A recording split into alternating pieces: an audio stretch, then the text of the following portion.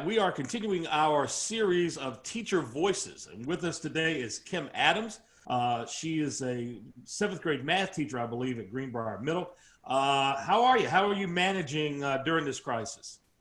I'm managing. It's been a little bit unusual, a little bit stressful, not being able to get into the classroom with the kids. I do teach, as you said, seventh grade math. I also teach pre-algebra.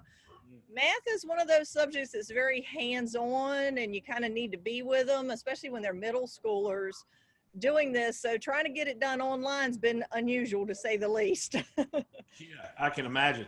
So specifically, maybe give what are some of the things that you are able to have them do? How are you? What kind of activities are you giving them to do? This is a whole new world.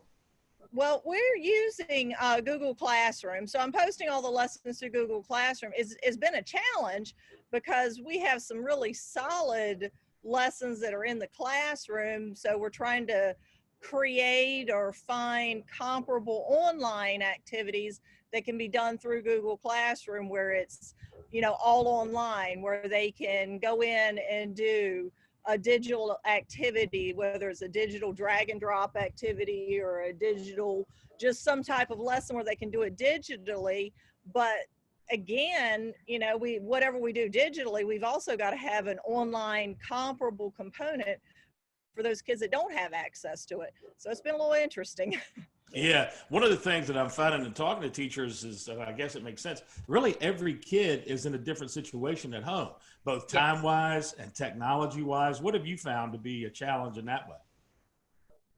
I think the challenge has been we do have some children that don't have access to this technology, so they've got to do the offline resource. Well, we don't get to see that offline resource, and then the kids who do have the online resource, a lot of them are sharing a computer with everybody in the house, or their internet is very spotty, so they're kind of in and out. And even though middle schoolers are what we've always said are tech savvy, they're really tech savvy with social media, but they're not as tech savvy on the stuff that we're having them do. So they're running into a lot of the same challenges we are. We're all learning this at the same time. Right. Just generally speaking, I'm sure that the reactions are all over the place. But how do you feel that that they're adapting to this whole different way of learning and living, really? Well, I think they are adapting. Some of the kids are really shining. I mean, they are stepping up and they are producing like I didn't think they could. We've got some kids that are still lagging, but that happens in class too. So I think they're embracing it. There's a lot of questions.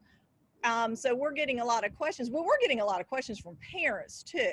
So that's one of the things that we're running across is the parents trying to help the kids with all this new technology and all these new lessons. Is like how can we help the parents as well as the kids? That's one of the big things we run into.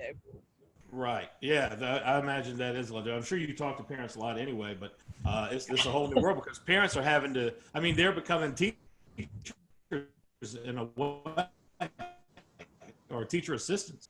Yeah. For you, are there any positive? Are there any bright spots for you in this new way of teaching? Have you learned anything new, or are you seeing some things maybe you didn't realize before?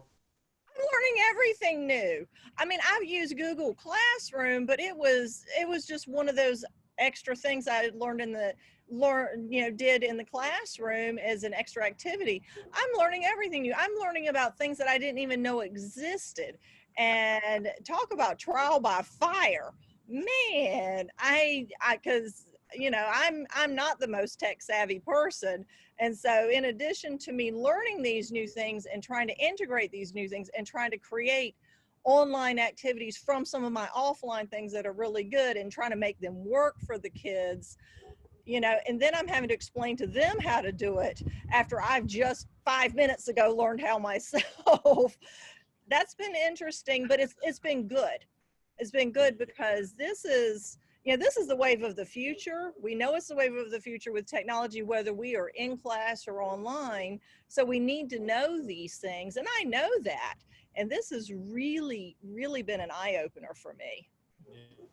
Yeah. Wow. So do you have any advice? Do you find yourself telling parents sort of the same thing over and over, or students?